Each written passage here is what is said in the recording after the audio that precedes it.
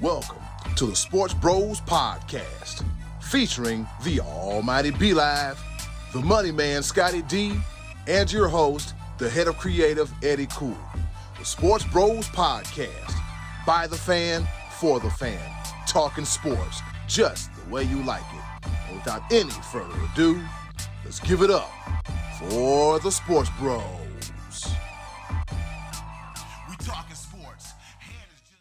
It's another fine Tuesday, and you know what that means? It's time for your favorite sports podcast, none other than the Sports Bros podcast. You see me, you see Scotty D, you see the almighty B-Live, and together we are known as the collective as Sports Bros podcast. You see the logo? That is us. Thank you once again. Episode number, what is this, 152? Yes, sir. Yes, episode number 152. Thanks for everybody who's been listening ever since episode 1 and all points in between. Well, enough of my tired but yet incoherent rambling. I have two of the best co-hosts in the world. Introducing first, the almighty B-Live. What's happening? What's going on in the world today? That never gets old to me. It might get old to you, but it's always something new going on. And man, this week was chock full of sports all across the nation. I'm ready to dive into it. This is a very exciting episode. Stay tuned. I guarantee you, this is going to be a good one. Yes, sir. Thanks once again to the other guy. You know what? Every time I try to give him props, it's hard to do this because he's just the other guy, man. Because he's gonna start gloating, and if you see him right now, he's already smiling ear to ear. Just introduce him so we can go ahead and get through with this and whatever. He is the pride of Washington, Pennsylvania, the reason for the cheesing. He is the one, the only, the money man, Scotty D. And I would walk 500 miles, and I would walk 500 more. Wait a minute. Based on B-Live's opening last week, let me change that. I would walk 4 miles, and I would walk 4 more. Oh boy, here we go. Anyway, this is how we're going to start things. I drove 500 miles today. I was from the beach to Pennsylvania. I drove to be with you guys up at the crack of dawn today. So, hey, guys, how was your Easter? Did you have a good weekend? Did you have a good, relaxing, good time this weekend? Absolutely. Yeah? He has risen. And we are very thankful for that. Amen. Yep, I like it. I had to work.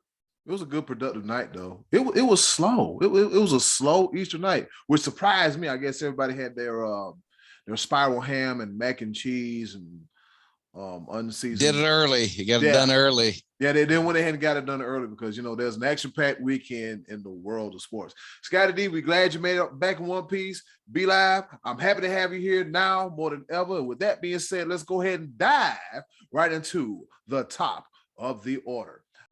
All right, let's get this thing started. Here it is, the top of the order. Now, as we know, it is playoff time in the National Basketball Association, the NBA playoffs. It's been a lot going on, but the one particular series that's standing out the most, the Boston Celtics and the Brooklyn Nets. We got Kyrie coming back to Boston and getting heckled. They're trying to boo him out the building, but that didn't stop Kyrie none whatsoever. So, fellas, what are your thoughts about the antics and the actions of one Kyrie Irving? Well, I'm gonna go ahead and start off like this real quick. I just want to do a little an economics lesson to everybody that's watching because you won't be able to see it if you're just listening. But just want to let everybody know this is your thumb right here. This thumb in the National Basketball Association, the NBA, not worth much. I mean, you got to have it, but it's not going to cost you money. So $0 right here. You got your pointer finger right here. $0. Your ring finger over here, there's $0. Your pinky finger, $0. This one in the middle right here, though, that one in the middle will cost you $25,000. And Kyrie did it not once but twice. So is that what it was? That's what the money was? Yeah. Oh yeah. I hadn't heard.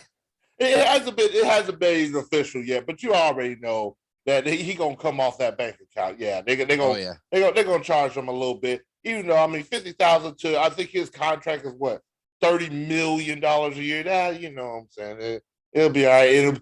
And according to Kyrie Irving, well worth it. But man, wow, the energy of that game is second to none. I mean, the build up to everything, Kyrie coming back to Boston, and then Kyrie balled out. But man, Boston is hungry, and Boston is red hot. There was a moment of time in the season we wrote Boston off. They were under 500. They were not playing. They were a shell of their former selves, and then they turned it on. Boston gonna be an entire problem. I'm gonna tell you that right now. Boston will be an entire problem. This will be a dogfight through and through. I'm going to predict it right now. This series is gonna go 7. It's going to go 7. This one will go 7. Because at the end of the day, Boston, Tatum, that dude's the truth. They play team defense, team ball. You can see it on the last couple plays while the Nets were playing ISO ball. Boston's playing team defense and team ball, moving without the basketball. I can't say that. Moving without the basketball. Everybody's staring at Kyrie. Everybody's staring at Kevin Durant when the Nets have the ball. And you saw the difference. And Boston only won by 1 because Kyrie did ball out. But it shows for the Nets to win, Kyrie and Kevin Durant have to both ball out, and they gave Durant hell. They gave him some old school 80s, 90s Detroit Pistons, beat him down every single time Durant touched the ball. Jug. Just, it was a beautiful thing to watch, and it disturbed him. Kyrie, on the other hand, fed off the crowd and just balled out. I loved it. He was just, oh my God. I love that type of basketball. They put up or shut up. Oh, y'all got something to say? Jade him. What? Hey, what you got? He over there mocking the fan. You cry. Oh my God. I love every bit of it. I'm going to be watching every single game of this series. I guarantee you that. What you think about it, Scotty D? What you got for us? Honestly, going into this series, I thought this was going to be Brooklyn's to win. I thought they would. I thought now that they got KD healthy and Kyrie actually back on the floor again with them, that they were going to, and they still may win this series. I thought it was going to be their series, but after the first game, I've changed my mind based on the fact that I like the fact that, as you said, the Celtics are playing team ball. If you go to the very last play of the game, you had Brown driving to the hoop, kicks it out to Marcus Smart. Everybody thinks he's taking the shot, and he throws it into Tatum for a layup that beats the buzzer. Not a spectacular play, but a very high intelligent play. This is guys that have played together, and you throw in those guys with multiple years of playoff experience playing together. Al Horford, another veteran. These aren't the kind of guys that are going to get shaken. These aren't the guys that if the Nets make a 15-0 run, they're going to fold up the tents. These are guys that have been in big games before. And I don't quite put Tatum at the elite level of some of the superstars of the game, but he looked pretty darn good making that intelligent play and in playing defense against Kevin Durant. And he outsmarted him on that last play because Durant, like everybody else, watched Marcus take a shot that he didn't take. Instead, he cuts to the basket. That's Durant's man that scored the game-winning bucket. And I got to believe still Tatum might be a little bit – he's motivated, not only just to win, but I don't know if you guys remember, he got snubbed last year for the NBA All-Team, and it cost him $30 million or something like that, $32 million for not making that as part of like his rookie contract. That'll drive a man to try to up his game to the next level. Regardless, he can't make that money back, but he sure can make more money by continuing to work harder. I just thought the Celtics, when I was watching the golf tournament and that game back and forth, and the Celtics were down, I think 5 points with like a minute and some change. And I was like, I can't see them being able to come back and actually win this game. And they sure did. And what a lift for them. Like I said, not because they didn't win this game on a spectacular play or a deep three or a half court shot. They won it by playing team basketball in 8 seconds. This all happened in a matter of 8 seconds. And that's got to give a team a lift and some confidence, because they just faced down Kyrie Irving going for 39 points, and they shut down Kevin Durant for the most part by his standards anyway. And they got the first win. Now, that could all be different going forward. You see how the momentum swings in NBA plays. I mean, this happens year after year where you're like, man, I'm really on this team now because of how they handled that team last game. And then the next game's completely different. And it could be that. But I don't think so. I think that like veteran core of Celtics playing together is going to be the difference in this series. That's not something that the Nets don't have. And I 100% agree with that. It's one of those things. Kyrie Irving and Kevin Durant can score at will, essentially. They could do it. But literally, you can see if you slow one of them down, the Nets are beatable. What was that one game that Durant scored 55 points and they lost? That's what I'm saying. It's one of those things where one of them could have a pretty much flawless game, and that was what Kyrie Irving pretty much had. 39 points, scoring at will. Everything he put up, it was hit, and he drove to the basket, just doing Kyrie Irving things. But Kevin Durant, they gave him an entire problem, and 1 point game is a 1 point game. Brooklyn outscored Boston 29-19 in that fourth quarter. They put it on them, but Boston did just enough to come out with that win. But never fear, because Ben Simmons could be here. Oh, Lord. He might they wouldn't dare put him in this series, would they? A guy who's that mentally fragile, would they put him in this? He would be a defensive presence. That would be the reason why he'd be in the game. And that's it. The thing about it is that Jason Tatum gave Durant hell on both sides of the court. If what is his name? How did I just brain fart on his name? Ben Simmons. Ben Simmons, yeah. If Ben Simmons is in the game, he would probably be the one guarding Tatum, and that would so Durant possibly wouldn't be as exhausted on the other end. Maybe that could be. Yeah. So I mean that could be an entire problem. That's the thing about Ben Simmons. Ben Simmons was never really the primary scorer at any given point in time, but to the point of where he was before, now he would literally be a defensive presence. They know where his mindset is at. We're not asking you to score, Nathaniel. We got Kyrie Irving and Kevin Durant. We don't want you to just say defensive end, shut them down, facilitate, move the ball. That's all that let's keep it simple, stupid. that's my KISS acronym right there. Keep it simple, stupid. Just facilitate, pass, get down on the court, defense.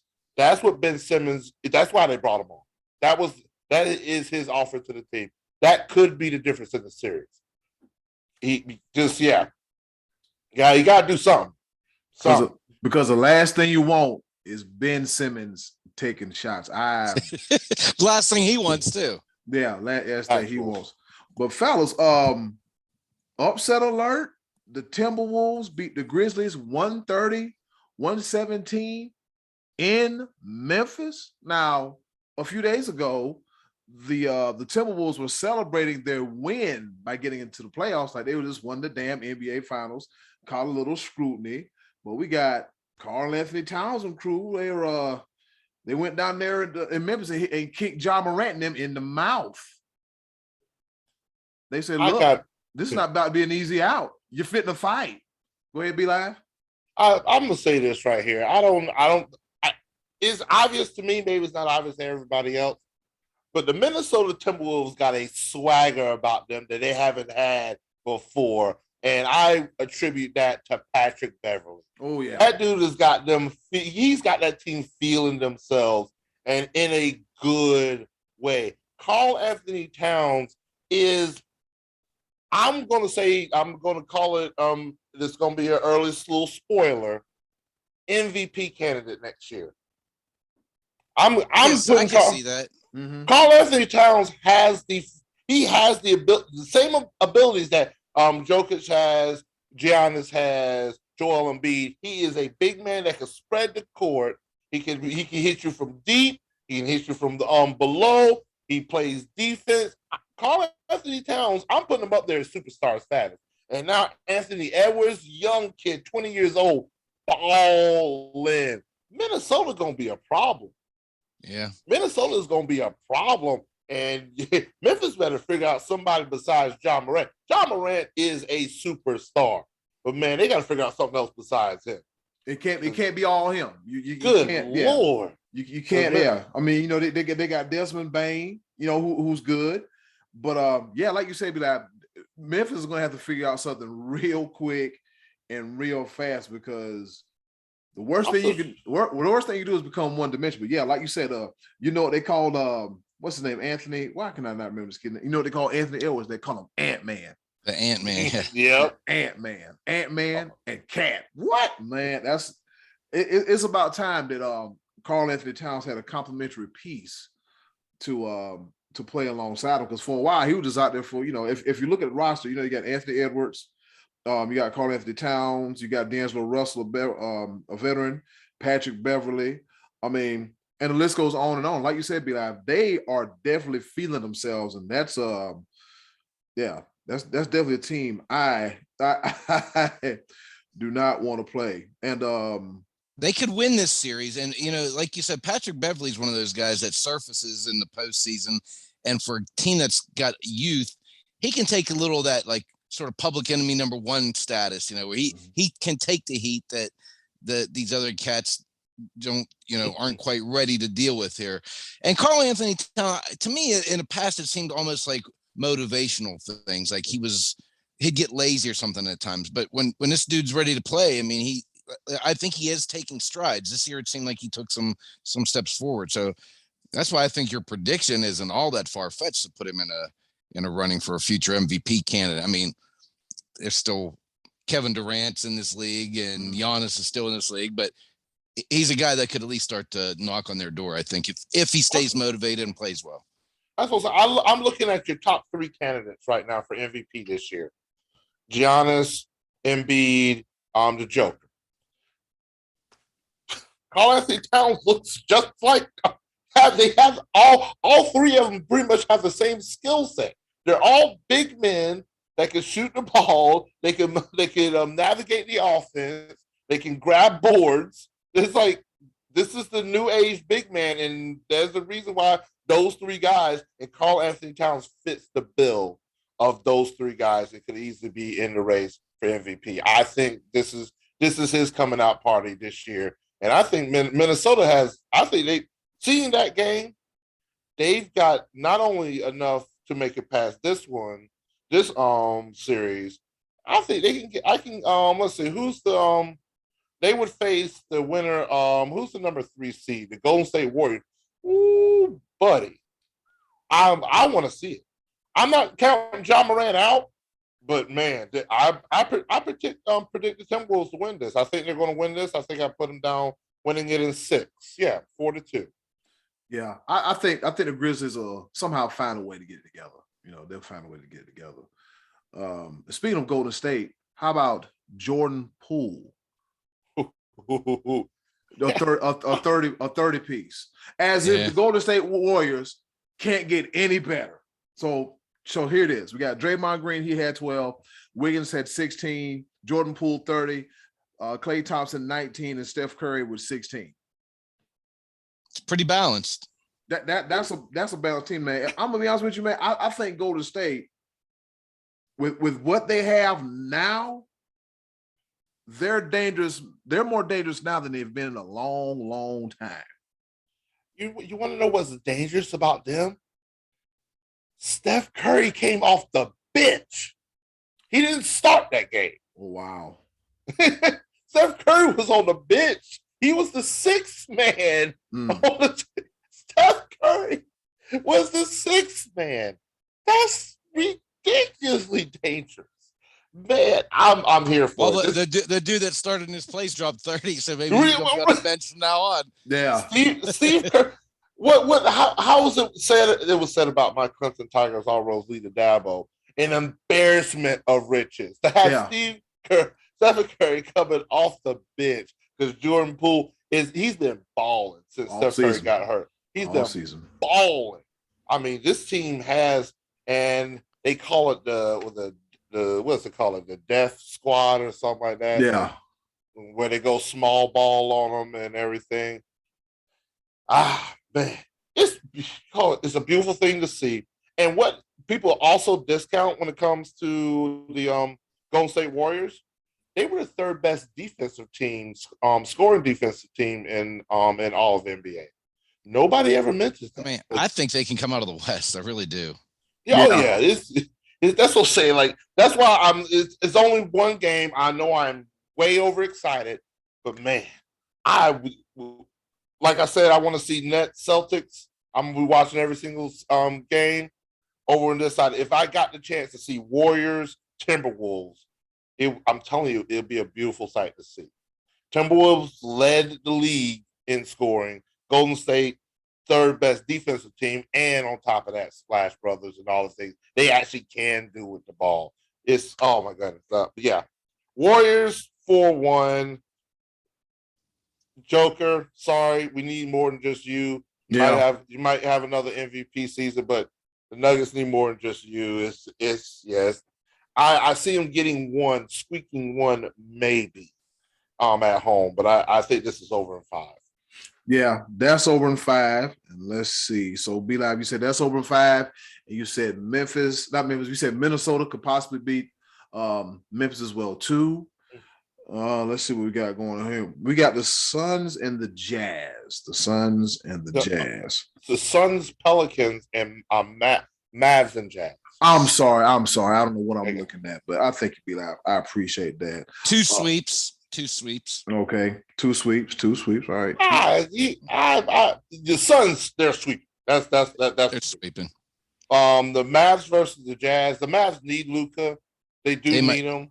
He's not playing, right? No, he's not playing right now. But they're saying 10 to 16 days. So he might, if they could get one game, Luka may be the difference. The Jazz aren't really that good. They're just lucky and fortunate enough that the Mavs don't have Luka. I say the Jazz in 6, just because the Jazz go up 3-1, and that's just that's a tough hole to get out of. No, I think Luka does come back, get him another win, but I think Jazz at the end of the day, this is just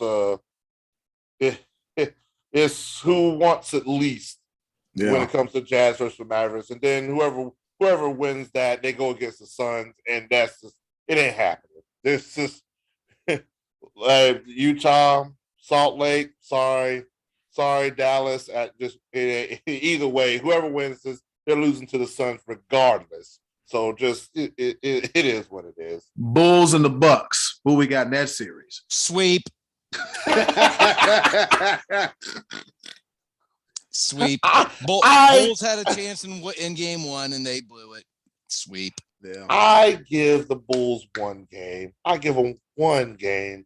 I'll give them game 3 at home, and then they lose 4-1. Yeah. It's one of those Sixers and Raptors sweep. Wait a minute. Well, it'll be a sweep. Well, Bucks Bulls. Giannis had a bad game, and they still won. It's one of those things. I don't even understand. He got in foul trouble. Yeah. He called a 27-point, 16 rebound game, shooting over 50%, a bad game. I don't know whatever. Well, they turned it over like 20 times and still won the game. Sweep. Well, Chicago couldn't hit the broadside of a barn. They went 7 for 37 from 3-point range. I think for the entire game they shot under 30. Keep shooting them. Keep on shooting. Put them. Gotta see that. Put them up, baby. Keep putting it up. Put them up. Undeterred by the ridiculously low average that you're making, just keep putting them up. Yeah. Hawks Heat. Scotty D. I like the Heat, but I think the Hawks will win 2. I think it's Heat in 6. I got the Heat in 5 Yeah. because they completely neutralized Trae Young. He scored 8 points. They exposed the Heat. The Hawks. That could easily be a sweep, but I think Trae Young is really that good. If they can get a play-in game like they had against Charlotte, if they could have a repeat of that, 2 games maybe, they'll win one of those games. But the Heat play defense. That is all. The Heat they say, Trey, bro, you doing all this extra stuff, waving to the crowd and doing all no, we are not having that down in South Beach. That's not happening, bro. Cut it out. I say Miami in 5. Miami in 5 with that one. Miami in 5. Cool. We will revisit these at a later date, later time. We'll talk about them on the next episode. By that time, the damn series might be wrapped up and it might be on the way to the second round.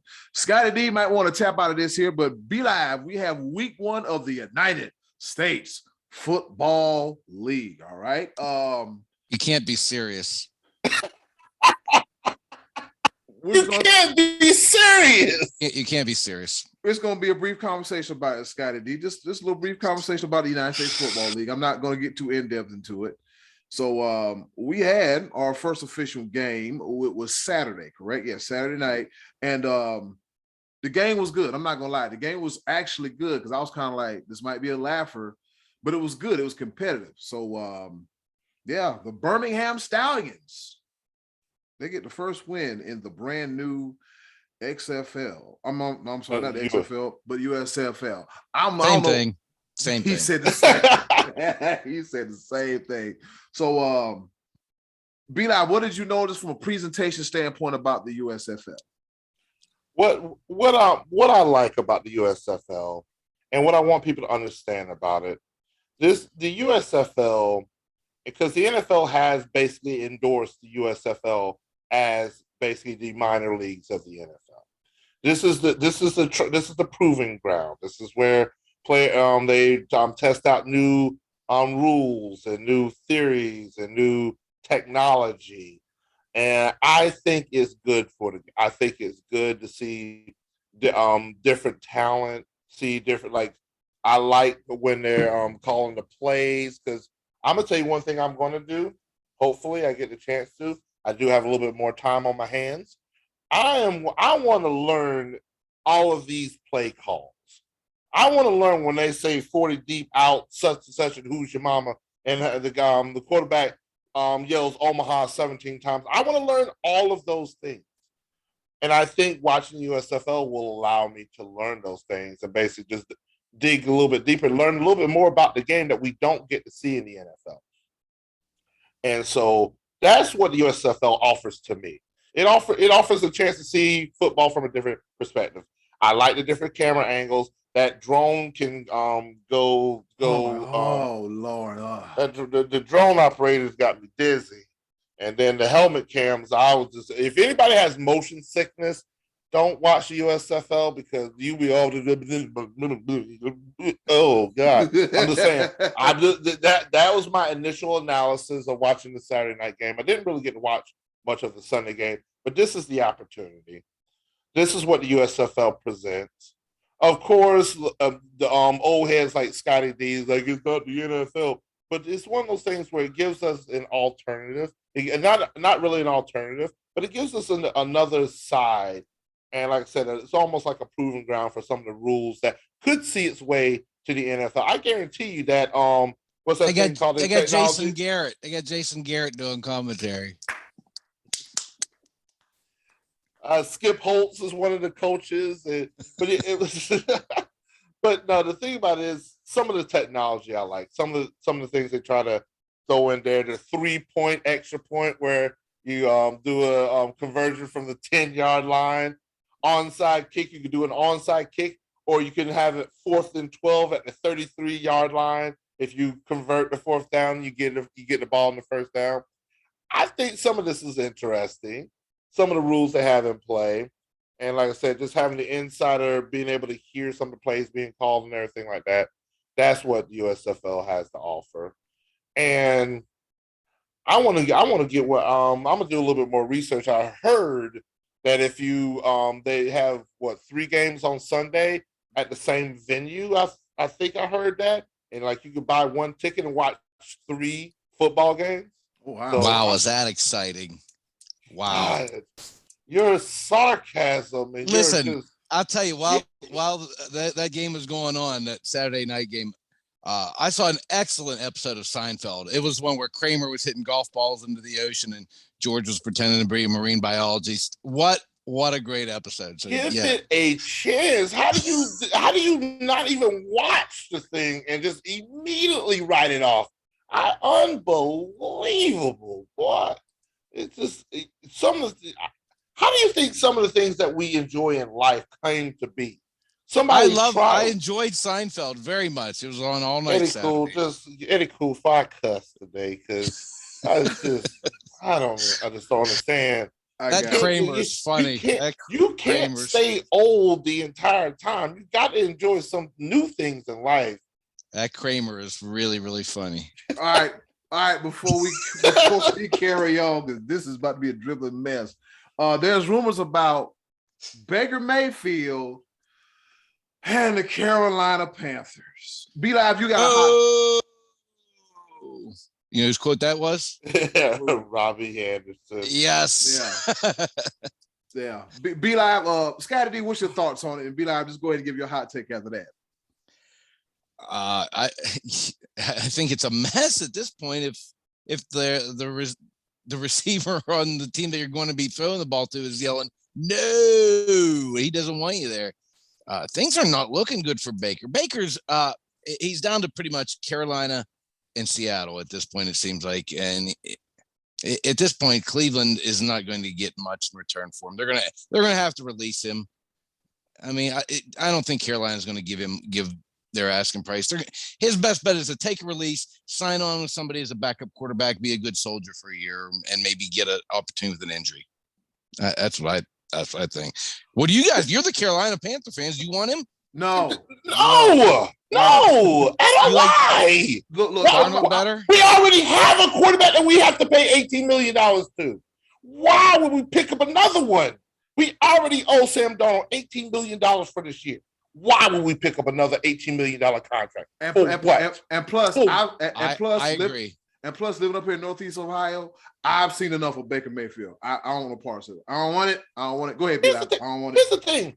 I honestly believe that Baker Mayfield is better than Sam Darnold, but it's not worth paying both of them $18 million. Nope. Why? I think he's too hot. I think he needs to cool off a season. I don't care how good or bad or indifferent he is. Let me try this out. Let me see if I can. There is a reason why the Houston Texans didn't even want Baker Mayfield. Why was that not in the trade? And now, oh my goodness, I don't know much about being a general manager of a football franchise, but why would any team trade anything for Baker Mayfield? Yeah, I don't think it's going to happen. Force the Browns to release him because they're on the hook for $18 million. Why would anybody in their right mind at this point in time would even touch Baker Mayfield? Try out your options on free agency. Let him be released, and then throw him a little extra $5 million, if that. But I don't want my Panthers to do it because, once again, we already have somebody that will pay. It might be Pittsburgh. Baker Mayfield would be an improvement to Sam Darnold. But for the love of God, I am so sick and tired of the Carolina Panthers being, this is where you come to prove yourself and show that you're an NFL starting quarterback. Please, for the love of God, let's stop being the Petri dish, being the experimental team. Just stop. Just pick up Malik Willis. I'm at the point where I would much rather us jump high and pick one of the quarterbacks at the 6th pick. I much rather would have a O-lineman. O-lineman. Let's eat We need O-lineman. eat this year. Eat this year. Just let this year go. Let's go for the gusto next year with the quarterback. And then we'll have a solid foundation around the team to pick up that quarterback that could be a building block for the franchise, and we could actually do something with it. Yeah. Sam Darnold is not our future. Baker Mayfield is not our future. Cut it out. Yeah, it's like I said, as far as Baker Mayfield goes, I've seen enough. I've I remember last year we went to the game, the Browns and Bengals games. I saw a Baker when he was good, when he was, doing good stuff. And then the thing about Baker is for him is inconsistency. 1 week up, 1 week down, 1 week down, 1 week down some more, 1 week up, 1 week down, 1 week up. You can't win in a league like that. I would give him the benefit of the doubt, though. He was hurt. He was hurt this past year. Yeah, he should have never made that damn tackle. I understand wanting to put up forth a valiant effort, but you do know you're a quarterback and you got to throw the ball, which includes usage of your shoulder. I'm not the type of person. I think Baker Mayfield is a decent quarterback, but the Browns mishandled this problem, and now they're on the hook for it. Do not let the Browns off the hook for the way they handled it. Nope. There's a reason, somehow, some way, that he did not get traded to Houston in the Deshaun Watson trade. I don't even know how that was even possible. I don't think Houston wants to win. If he's there, they might win 6 games, and I think they want to be the worst team again next year and draft number 1 next year and get the quarterback. Something just didn't add up right there, and nobody will tell me that part. Why? I just told you. Why was it? That doesn't make any sense. No, but that's the problem. None of it makes any sense. But Carolina, don't you dare do it. Don't you do it. Carolina, don't you do it. I swear you don't do it. And Michael Jordan, if you even think about picking up Russell Westbrook, I had to throw that in there. Oh boy. Eddie Cool, Amtrak, take us on. I'm going to Amtrak this. Ladies and gentlemen, we got more of the SportsBros podcast coming up after this. Ladies and gentlemen, here at the SportsBros podcast, I'm not going to say ladies and gentlemen, everybody listening to the SportsBros podcast, come close, come close, come close. You're probably expecting the choices of the voices, but nah, not this week. We have a guest. That's right. We have a very special guest. He is sports agent extraordinaire, Joel Turner. Joel, thanks for joining us on this episode of the SportsBros podcast. It's my pleasure, but I don't consider myself a guest. I'm family with Scott, so that'll work. Okay, well, you're family then. You are family. Yeah, thanks for Scott D for making this happen. And it is a pleasure to have you here with us here, Joel, at the SportsBros podcast. We just, as you can see, we just 3 guys talking sports, and just trying to get by every day. But having a real life, actual working sports agent is awesome because before you don't get too carried away now. Don't get too carried away. Yeah, because before we hit record button, you was like, you know what, phone's been blowing up. So it has been. It's been a busy day, but that's to be expected. Less than 2 weeks to the draft. Yeah, it's a whole lot of, in the words of Rick Flair, a whole lot of wheeling and dealing and negotiating going on. All right. Very soon. Yeah, very soon. Very soon. All right, Joel. Could you tell us briefly a little bit about your background and how you got your start in business as an agent? Sure. My brother Justin Turner and I own Turner Sports Management, and we've been in business for, God, it hurts to say, this will be 23 years. So getting old. But prior to that, I was in college football as a coach and college administration and coaching straight out of Wofford after I finished there a long time ago. And after 8 years of it, to be perfectly frank, I got kind of tired of what I got to, a daily dose of seeing. And that business has gotten worse, not better, just like ours has, as many others over the years. And, I knew when I was a kid, long time ago, I wanted to live at the beach one day. Never dreamed I'd be in this line of work. God just opened up a door that I certainly didn't count on by no means. And at the time, one of the assistant coaches at Clemson, when I was on the staff there, told me, he said, our defense coordinator had left and gone to Alabama. And Reggie Herring, who just recently had been linebackers coach with the Denver Broncos for, I guess, about the last decade or so. Reggie asked me, he said, have you thought about being an agent? And at that time, I really had thought about going back and coaching high school football. I really did. I was like, college gaming and getting all it cracked up to be. And I would get some summers off and state retirement. And, a lot of college coaches bounce from job to job, and it's really hard on those guys to put any type of retirement together whatsoever. And so, I went back to school, thought I might get a second master's degree and get my teaching certification. And it took me all of about 6 days of student teaching to figure out there was no way that was going to be in my future for the next 25 to 30 years. And so I thought back to Reggie's advice and went through all the proper paperwork, and then had to go through the, at that time, there literally was no anything but paperwork. There were no tests. There was nothing required of anybody to be an NFLPA agent. And of course, as soon as I decided to be one, they started a pretty rigorous program to do a certification process. And so I went through that, had to go to Washington, D.C. and go through a pretty extensive 2-day seminar and pass a test. And then, of course, annually now we have to certify. But that was the first year they had ever made agents do anything to be an agent. Other than that, all you had to do was say you were one and sign somebody to a contract. That made you an agent. So to me, I think the process is much better now than it was. It at least filters out some unqualified people, although I hate to say it, some do sneak through the cracks still. If they can pass the test, technically they're a certified agent, but that doesn't always qualify everybody. I guess same thing's true for the bar license with attorneys. Yeah. Yeah, that's true. Like you said, some that don't need to be there slip through, but that's how it is with any line of work almost. If you think about it. So you have to do that every year though. That's something you have to annually do. Is it the same every year, or is it the exact same process for you as it would be for somebody starting off? No, the starting off process is something where they have to pass the same type of exam I had to 23 years ago, back in 1999. But annually, we have to go through continuing education, a lot like attorneys, real estate agents, et cetera. Okay. And then the certification process exists on, there had been a biannual recertification test. They suspended it for COVID. Not sure if they'll bring it back or not, but for experienced agents, and I say that, and that's not really true, because one experienced agent, highly experienced agent, he failed the recertification test. And he'd been in the business for 20 years and had a lot of successful clients, but obviously let some things lapse, in a mental capacity of remembering what he was supposed to do and not do. Huh.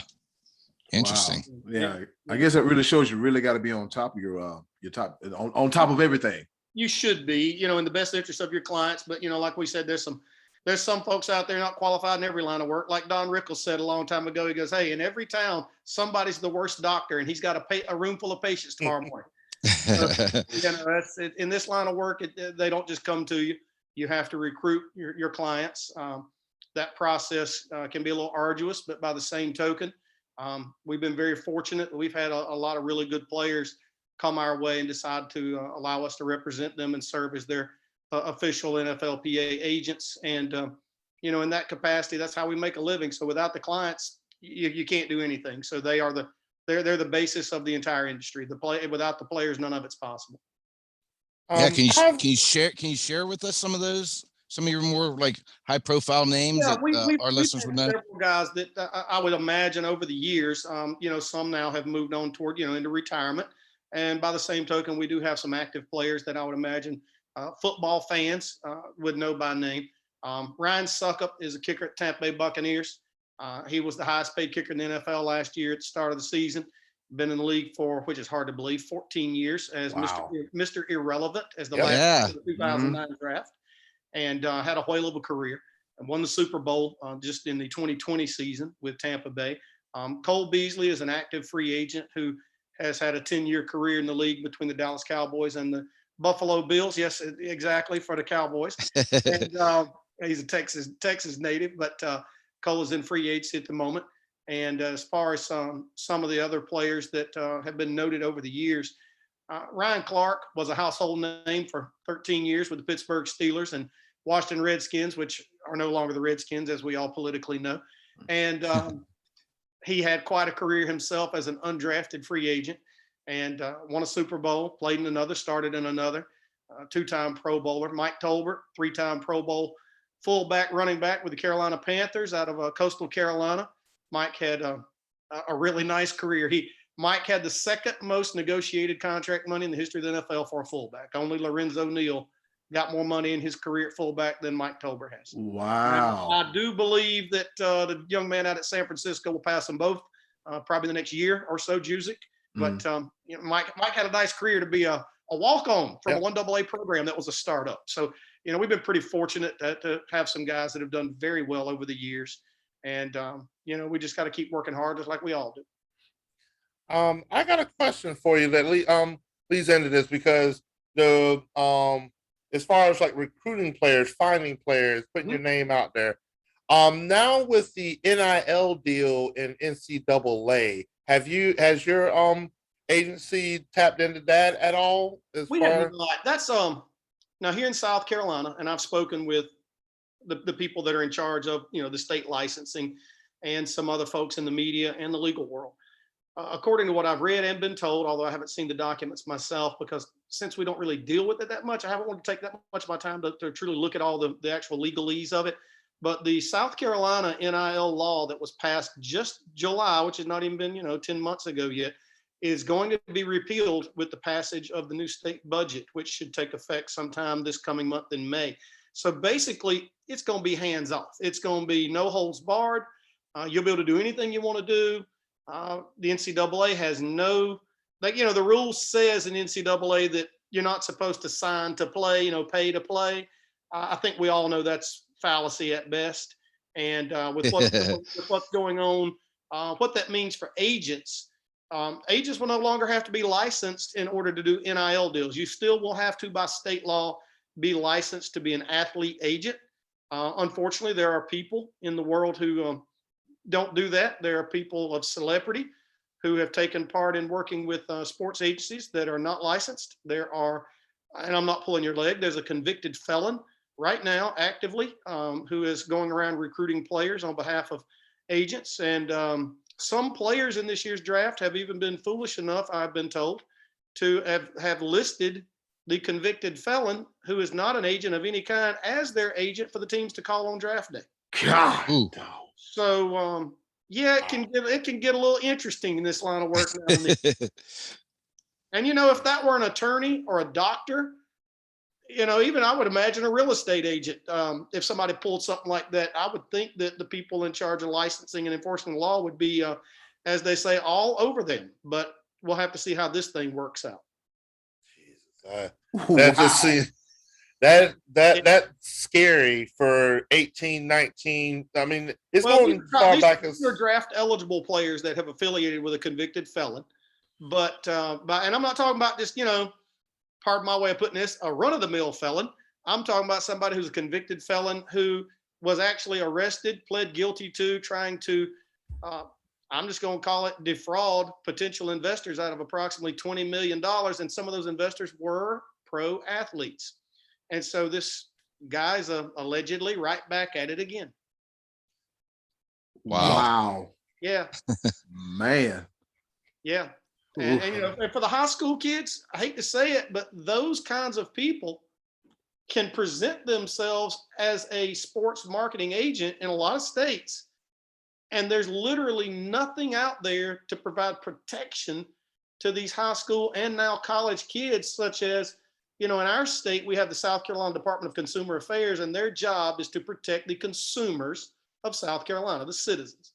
Hopefully to protect them from unscrupulous activities in any number arrays of business. And once that law is repealed, there won't be anything out there to protect people legally from people trying to purportedly be NIL agents. So it could be a very, very bad situation.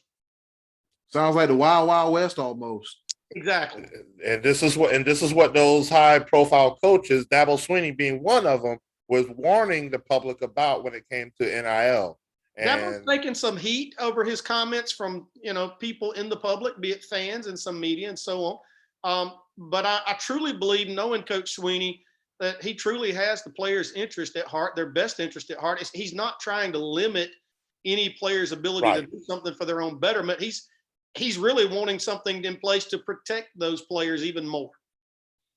So I'm one of his biggest advocates. All roads lead to Dabo. That is an official hashtag. I have a lot of respect for Coach Swinney. Oh yes, And our executive producer, head of creative over there, he doesn't have as much of an affinity because he's a Gamecock fan. So That's all right. I mean, as 8 years in a row, you know, I had to throw it. Here we go. Here we go. let me ask.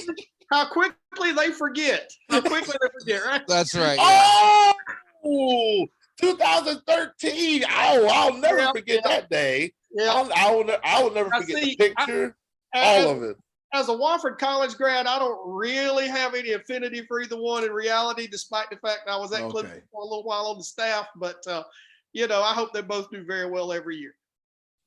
Let me ask you more of a serious question here. Let me be the one that Amtrak's here for a moment. I know this has got to be a real busy time for you on the horizon. We're less than 2 weeks away from the NFL draft. A lot of your players are guys that have to really fight and make teams. They're undrafted free agents.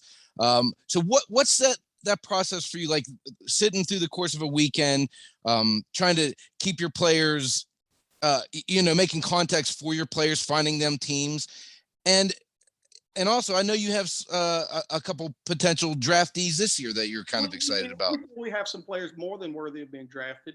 We have a quarterback that was a combine invitee. He's a 2-time National Player of the Year at the FCS, you know, what we used to call 1AA level. He was a 4-star signee out of Louisiana, actually at Arkansas in the SEC, turned down a boatload of SEC West and I would say Conference USA type, Louisiana Techs and so forth type schools. But he was a 4-star recruit at Arkansas. Went there to play for Chad Morris, formerly of Clemson. Unfortunately, the Chad Morris experience didn't work out well, nor did the Chad Morris experiment work out well. And so, Arkansas is now on their second coach since Coach Morris, but he transferred back home to Southeast Louisiana, which has only had a team about, I think, 12 to 14 years since they reinstituted it from the 50s. And as a 2-time All-American and a 2-time National Player of the Year, he leaves Southeast Louisiana as the NCAA's all-time leading percentage passing completion. He's a career 73%. Also had a single season high record of 74.7 or 9, I believe, right at 75%. He threw for over 5,000 yards, 44 touchdowns against 10 interceptions. And to go with it, he just happens to be 6'7", 250. And he also ran for 16 touchdowns and didn't do them all as 1-yard plunges. He was just shy of 500 yards rushing. So at 6'7", 250, he almost ran for as many yards as both the draft eligible running backs from the University of South Carolina this year and had more touchdowns than they did combined.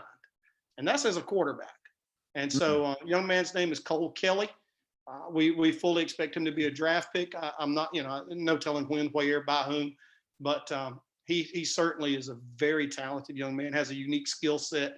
And he looks, his playing style, physical stature, he really looks like a combination of a Ben Roethlisberger, Josh Allen type of a quarterback. And like I said, he's a legit player, all the way up the ladder. He's not a guy who started out at a 1AA school and just blossomed into somebody like you might see, in many years past. But this young man's got a tremendous set of tools. Now, to go along with him, my brother Justin also signed the nation's leading receiver in every category.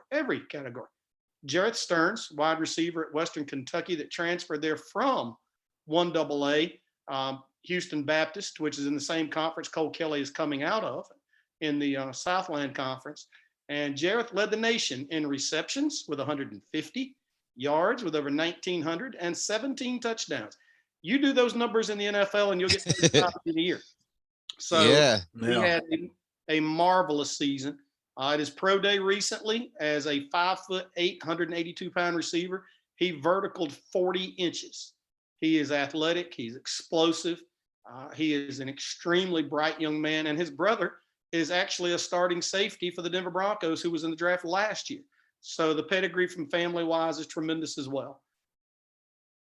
That's awesome. Those are guys we're going to be definitely rooting for. I mean, we want to see him get picked. To give you an idea what the scouting community of the NFL is like, I don't hold them all in disregard, but I'm not going to tell you different. They hold some of us in some disregard, and the shoe also goes on the other foot. How does a young man who leads the nation in every single receiving category not even get invited to the combine? It's a good question. It is a good question. Wow.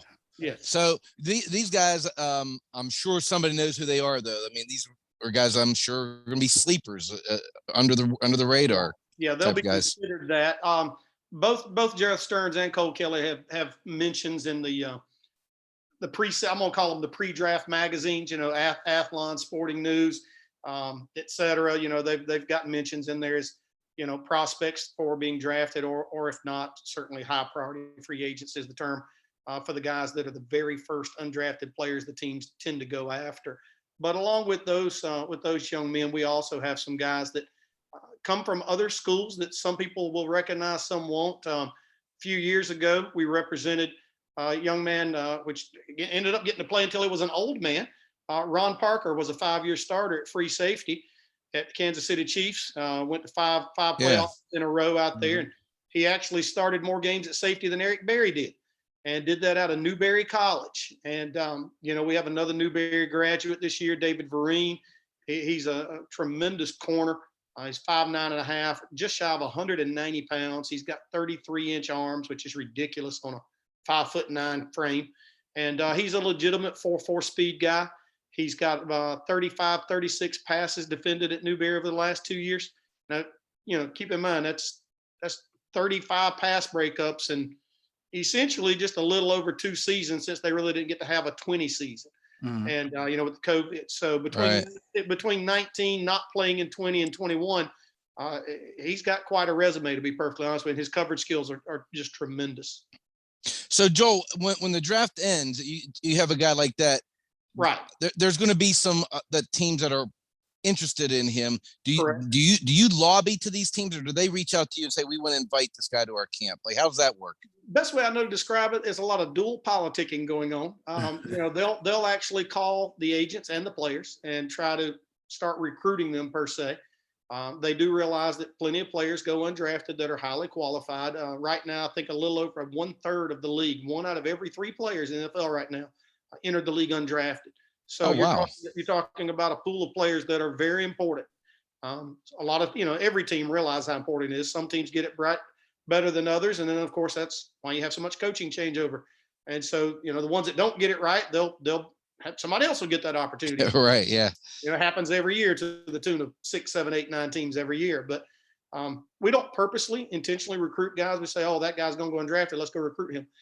We like to recruit young men based on the type of character, work ethic, intelligence, type of families they come from, how important football is to them. If it truly means something.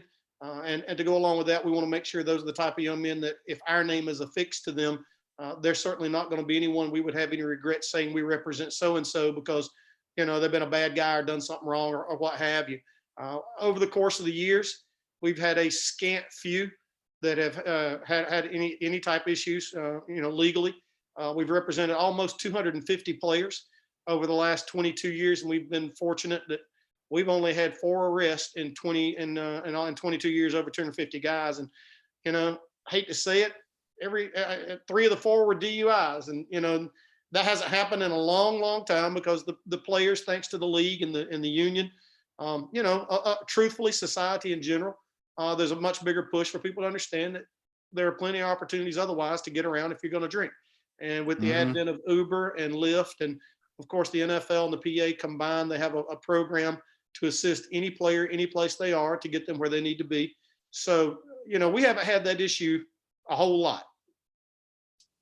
Yeah, well, that's good. Speaking of families, what are, like, as far as you meet clients, you meet different people, like what is the relationship between the agent and the client's family? Well, to an extent, some players want their family members involved, immediate, such as mom, dad, brothers, sisters. Others want some of the more extended family involved, whether it's a cousin or an aunt, uncle. But when it comes down to it, these are grown men. Even though they're leaving college, people think they're kids, they're grown men. We represent a number of married players, and of course their wives and their family come first. And so we always want to make sure that the entire family is involved, unless the client just wants it to be a one-on-one type of relationship. And of course, it's different for everybody. And so there's no one template, recipe that's going to go for everybody. All right, and that is wonderful thing. Family first is definitely something that we definitely agree on. I want to say this though, it's a business, and at the end of the day, the business is. I'm quoting Jerry Maguire. I feel it. Show me the money. Yes. And I gotta ask, because you manage a lot of the sports, so you do a lot of negotiation with the contracts with the teams. Mm-hmm. Do you also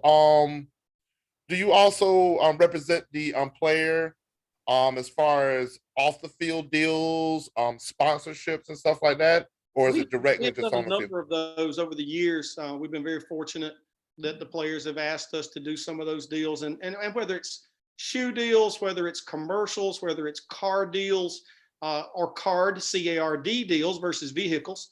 Tops, Panini, Upper Deck, Fleer, etc. Shoe deals. We've been fortunate to do about anything anybody can do. By the same token, and also helping players with media type situations. So we've done about a little bit of everything, just like anybody in this business been around long enough has. But our primary function is the negotiation of an NFL player contract for the client. We don't try to sell ourselves as marketing agents. There are people who do specialize in that, and we have at times told clients based on their standing, you need a full-time marketing agent because we're also handling negotiations contractually for a number of other players. And you do what you're good at, and we're plenty good at the media thing, but that's not how we make our living. Doing the promotions, endorsements, signings, etc. And truthfully, we very rarely charge players for doing those. There's been a little bit of money in it, but for the most part, we've just done it more or less pro bono for those guys so that they understand that we're trying to do something good for them as well. So how do you generally get paid? Is it in a contract? Like, is it part of the team paid contract, and then you get a percentage of what? If the NFL and NFLPA would get together and just take our percentage out of their checks and send it to us every week, that would be awesome. It doesn't work that way. Gotcha. I wish it would. There's really no reason why it shouldn't, but we have to actually send out invoices, just like any business does to somebody who's got money owed to them, accounts receivable, if you will. So about once a month or so, we'll send an invoice to the players for what they've been paid at that point. Ever have any problems with them? You ever got like lay down the hammer and say, "Give me my money, man"? Or are they usually pretty good about it? We have not really had any problems with guys, and again, that goes to the type of people you represent. So we've been very fortunate. That's just never been an issue. Would an invoice, would that be a percentage of what they made? Something that you negotiate? Yes, it's the NFLPA has a maximum percentage commission of 3% of the contracts you negotiate. Okay. You essentially just send it as a monthly bill as long as you represent them, their contracts.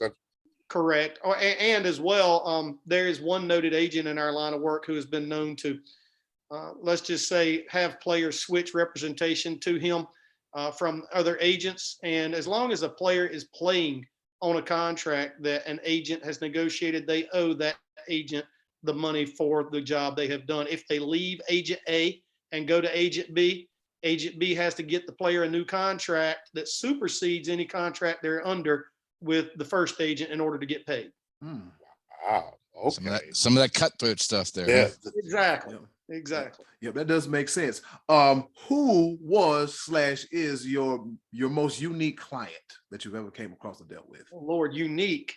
Uh-oh.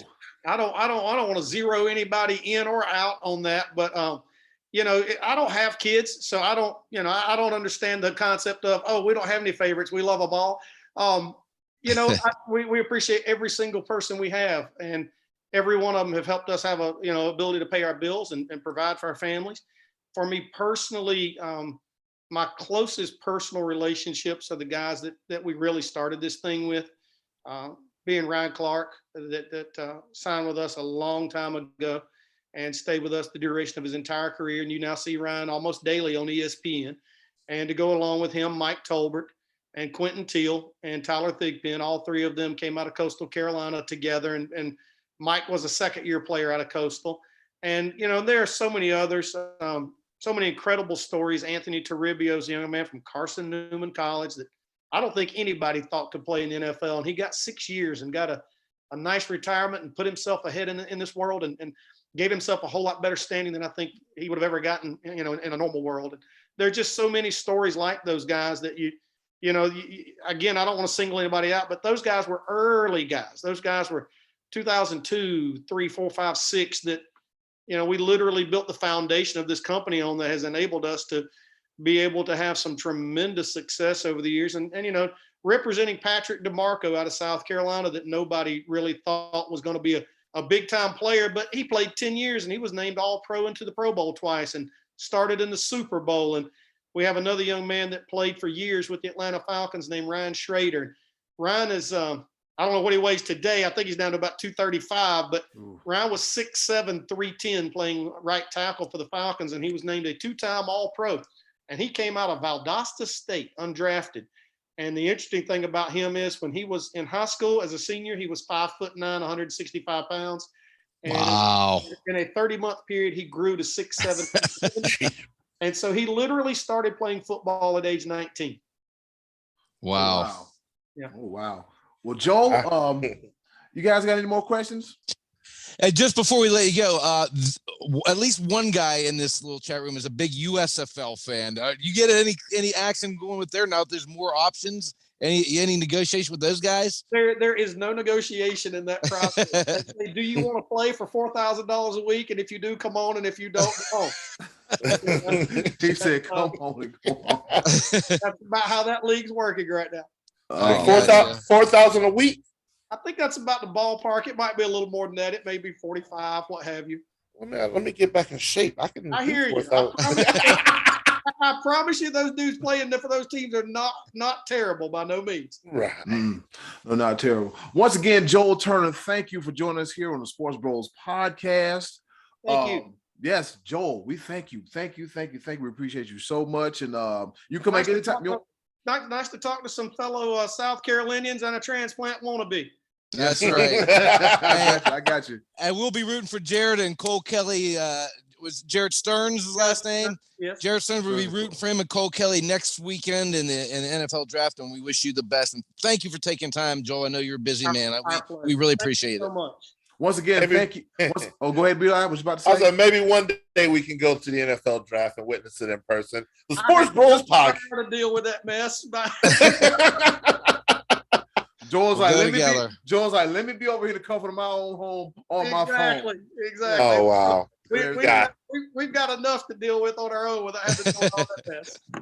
Gotcha. Joel with 2 phones. Joel, thank you. Turner Sports Incorporated. Joel Turner, ladies and gentlemen, here on the Sports Bros podcast.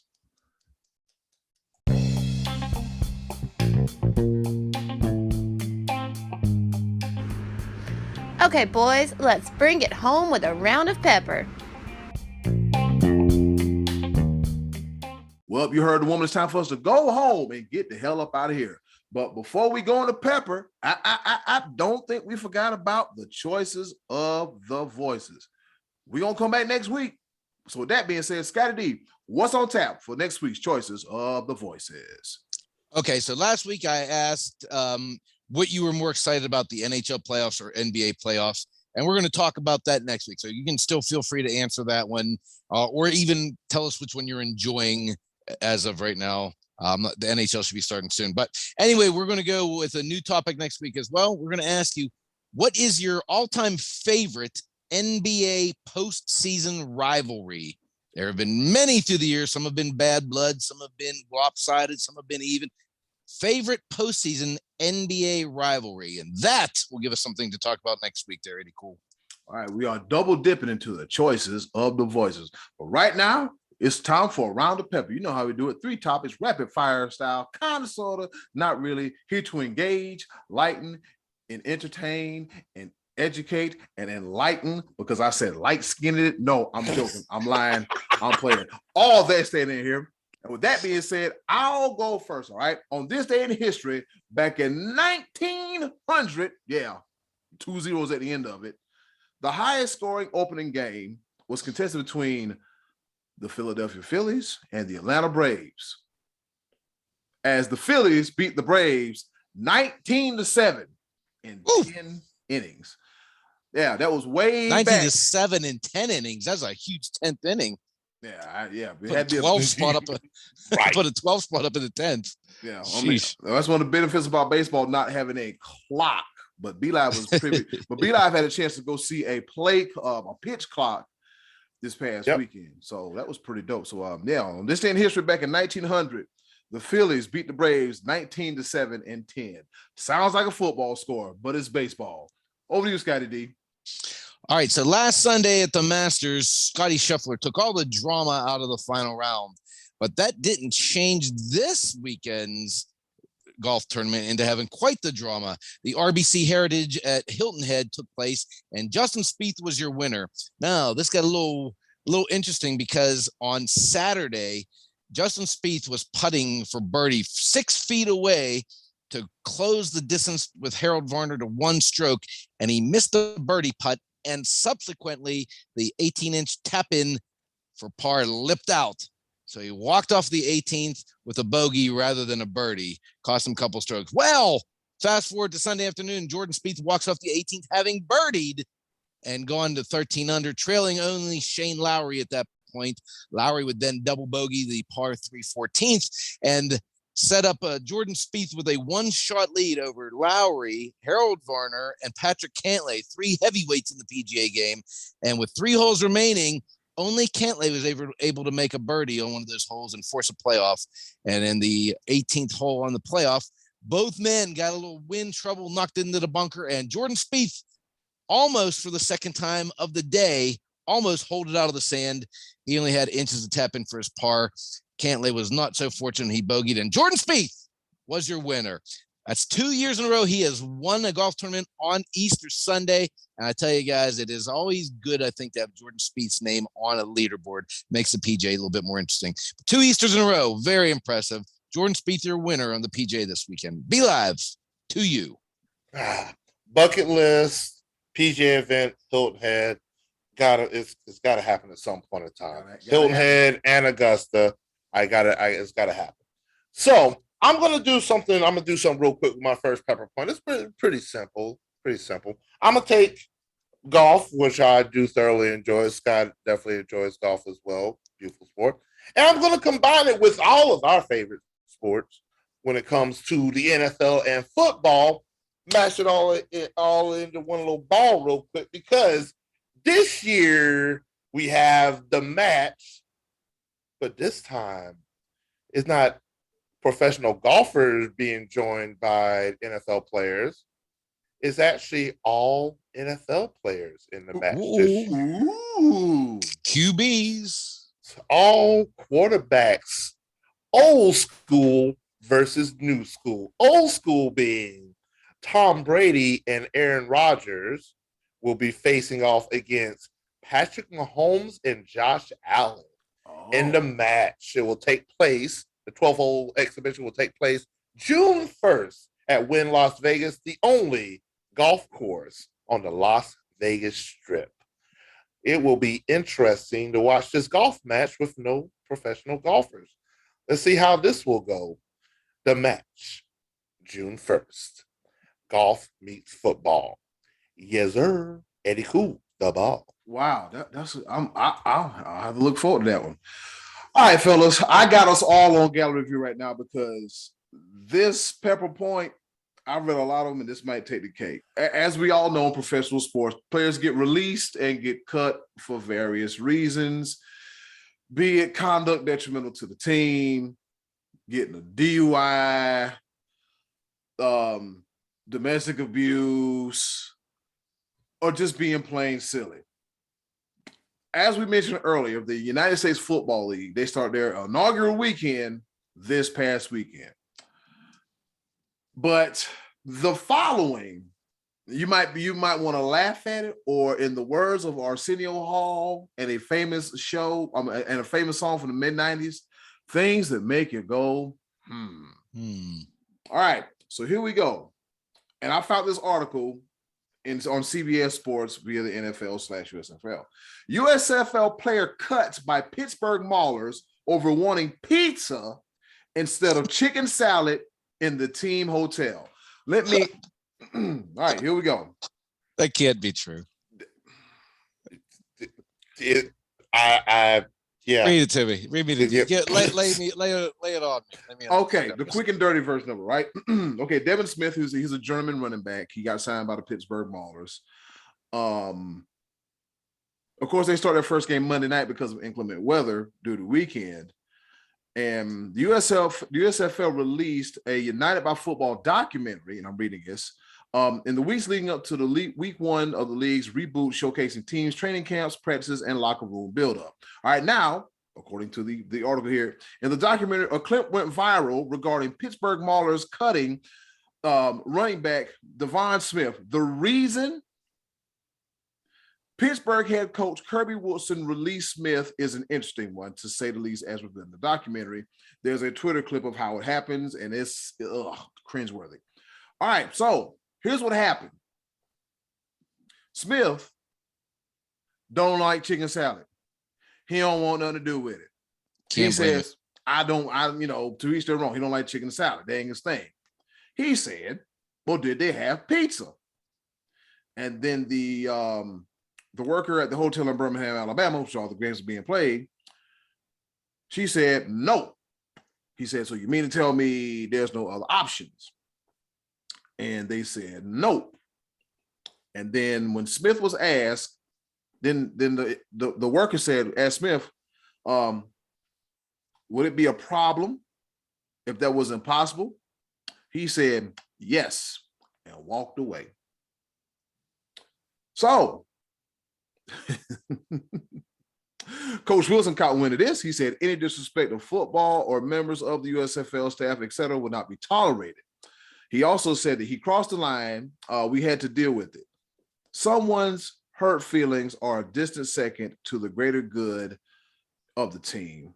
And we've moved on and turned that page, and I'm happy we did it.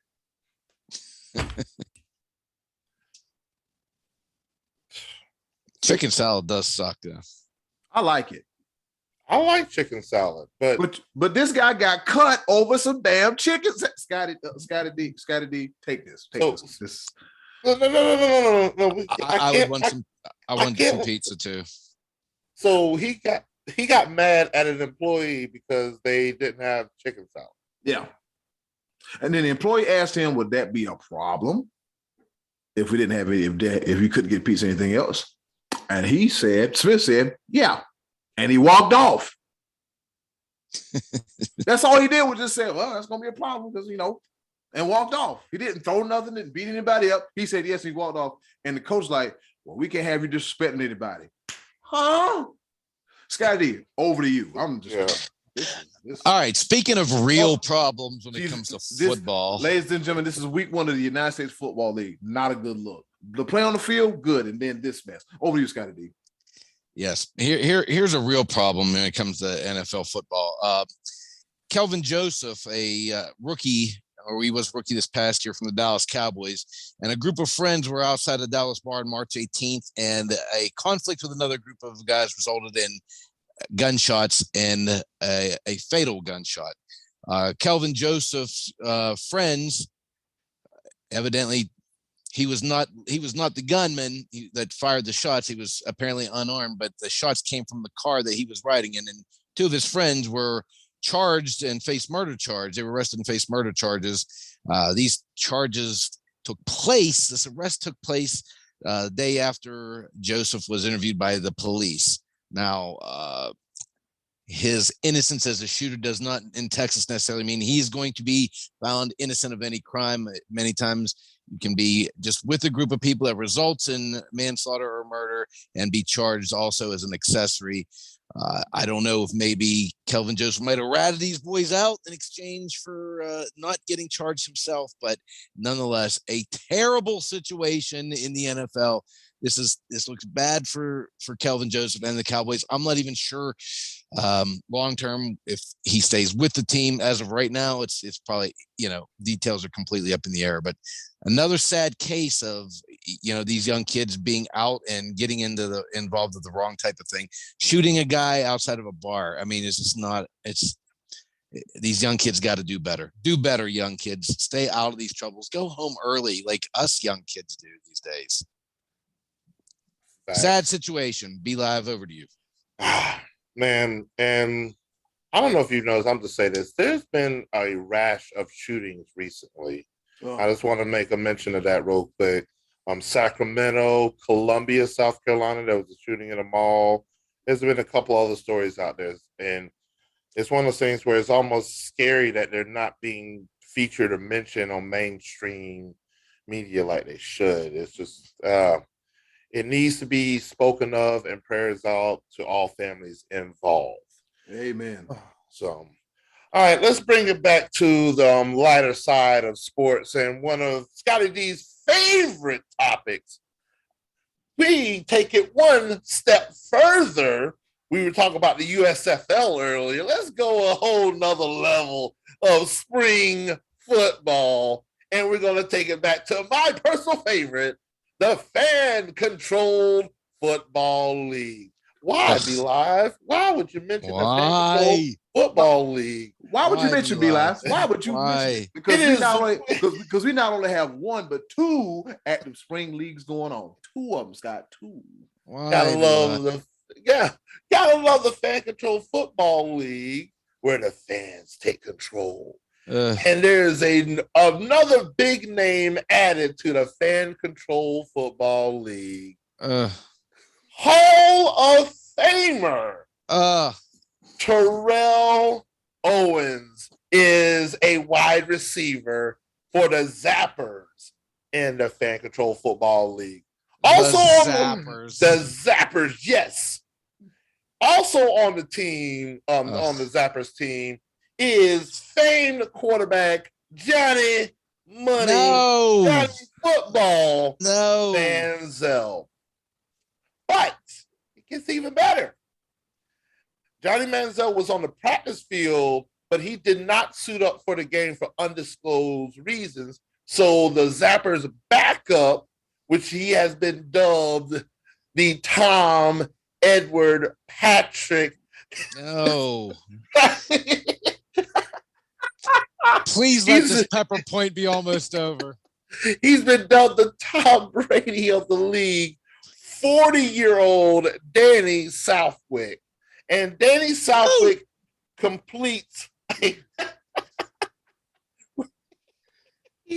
he completes a touchdown pass to Terrell Owens. Age 48. The fan-controlled football league. Unfortunately, the Zappers lost their week one matchup against the team aptly named, and this is not a drill. The team is named Shoulda Been Stars. Shoulda Been Stars. The Shoulda Been Stars beat the Zappers 20-12. The Food Lion Zappers? Pepper point ever. Longest pepper point ever. Is it the Food Lion Zappers? The Food Lion Zappers, yeah. The Fan Control Football League Week 1, Eddie Cool, the ball. I had to put on gallery view because I just had to see Scott's reaction the whole time. Scott's been up since 4:30 this morning, drove 500 miles, and then he want to have a conversation about the damn Food Lion Zapper. All right, here we go. My third and final pepper point. I ain't got one. I just want to say, everybody, thank you for your support. Thank you for listening to the SportsBros podcast. Hey, listen, if you are on Spotify, guess what you can do? You can rate and you can review the SportsBros podcast. If you're on Apple Podcasts, you can do the same thing, because the last time I checked, we got 3 or 4 written reviews. Shout out to Sterling Hill and Lorenzo Livingston for their participation.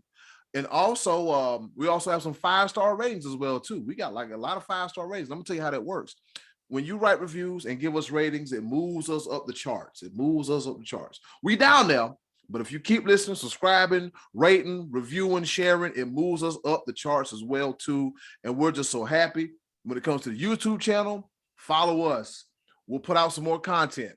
I promise. Keep on following us on the YouTube channel. We're trying to get this thing bigger and better than ever. It's not going to be no normal summer of the SportsBros podcast. It's going to be an epic summer of the Sports Bros podcast. Any questions, comments, concerns, complaints, moans, gripes, grievances, let us know. Let us know what you like, what you don't like, what you want to do. As you can see, we're now having a regular flow of guests between Hunter Simboli, Dean Kafinick, and also Joel Turner as well, too. So if you want to see more sports-related guests, or if you want to come on and talk a little trash on Sports Bros podcast, let us know. All right? Remember, Apple Podcasts, rate, review, subscribe, give us a 5-star rating. Put in Food Lion Zappers, Scotty D loves the USFL, and All Roads Lead to Dabo, and Dawn Dancing Dynasty, and all that good stuff. Do the same thing over on Spotify. Share, tell your friends. Sports Bros podcast. We in here. Over to you, Scotty D.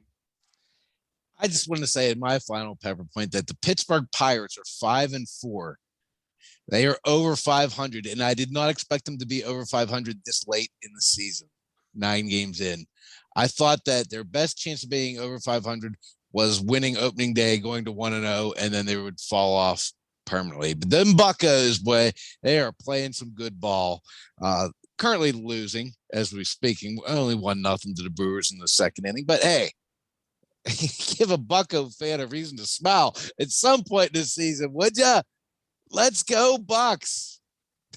That's all I got, B-Live. Over to you, buddy.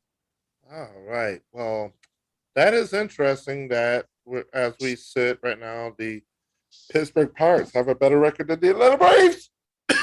Oh, boy. Almost died. It's no fluke, baby. And Buccos. Boy, Here we boy. go. All right. Braves get together. We're second in the NL East. We'll figure that playoffs and this 12-team playoff at some point in time. The Braves have played 11 of 162 games. It's a lot more baseball to them. My third and final pepper point. You know how I like to do my third and final pepper point. I like to go reach into the most ridiculous thing I've seen in this past week when it comes to anything sports. I thought that was what the last pepper point was. Terrell Owens catching the touchdown. That was you would have thought. Nope. Nope. Not at all. Lay it on me. These rumors about Baker Mayfield going to the Panthers, they have to stop because this is ridiculous. I'm just going to put it out there. I can't get past it. This is my third and final pepper point. Why? 18.8 million. Why would we pick up that contract? No. Only thing I will accept Baker Mayfield coming to the Panthers is for a Klondike bar. That is it. $2.99 at Food Line. That's the only way I'm going to accept this for. That's it. A Klondike bar. That's all the Panthers should be giving him for him to play and suit up. Because at the end of the day, we still owe Sam Darnold $18 million as well. No, stop it. Cut it out. Quit it. Anyway, according to reports, because I'm still trying to figure out this Cleveland.com person that wrote this story is ridiculous. There are several players on the Panthers list. They're also looking at possible. I'm looking at Jimmy Garoppolo with San Fran. They're looking at Nick Foles. They're looking at old man Fitzmagic, possibly, and also even the possibility of a Jared Goff signing. There are several names when it comes to the Carolina Panthers. Either way, none of it makes any sense. We still owe Sam Darnold $18 million. Start the dude one more time. Let us ride out to exactly what we can do. Let him ride out to the sunset. Let Matt Rule ride out to the sunset. Let's find a new coach. Let's get a quarterback next year, and then let's do better. My Panthers. I don't know where we just went wrong. We went wrong somewhere. We didn't treat Cam Newton right when he was hurt, and we've been going downhill ever since. I don't see a light at the end of the tunnel, but I guarantee you that light should not be Baker Mayfield, and that's it. Stop it. Johnny Football. I don't like the fact that when I watch, this 4-letter network, ESPN, the fact that you had the NBA playoffs, everything that was going on about the NBA playoffs. I watched Get Up at 8 o'clock this morning, and for the first 22 minutes of watching Get Up, it was 20 minutes about Baker Mayfield coming to the Panthers and Robbie Anderson saying no, and 2 minutes of the NBA playoffs. Why? That E for entertainment again for no apparent reason. This is the stupidest story I've ever seen in my life. I cannot believe the ESPN would have the all time. Woo! Yes, sir, Eddie. Whoa. Ladies Hey, and Be gentlemen, Live, you said you wanted to go to the golf tournament on your bucket list. You better hope it's less than 4 miles. That Hilton Head course. I am sitting at hole 18. That's it. There ain't no. I ain't walking, following people around, all that. Man, I'm sitting down in the gallery. And I would walk 4 miles, and I would walk. I'm gonna get back to a point where I could walk that distance. I'm gonna get there. Yeah, whatever. I've lost complete control of the podcast. I'm joking. Ladies and gentlemen, it's been another episode of the Sports Bros podcast. Then in closing, do something nice for yourself. And if you can, do something nice for someone else. They'll greatly appreciate it now more than ever. Good Lord, my knee hurts. I shouldn't be in the club with these young kids trying to dance. But in the words of the Almighty Be Live, I digress. Thank you for watching and listening to the Sports Bros podcast. Be Live, take us home. Yes, sir. Be a blessing. Be a burden. Go do something good. Don't be a burden. Something, whatever he said. Yeah. Be a blessing and don't be. Damn it, just be good. How about that? All right. Bye. Hey, it's Eddie Cool here from the Sports Bros podcast. And do you want some more of the Sports Bros podcast in your life? Wait a minute. Don't answer that. The answer is yes. And I know you want some more of the Sports Bros podcast in your life. Do us a small favor. Go to the description box, click our Linktree link, and you'll see all the links on how to follow the Sports Bros podcast. Once again, thanks for listening.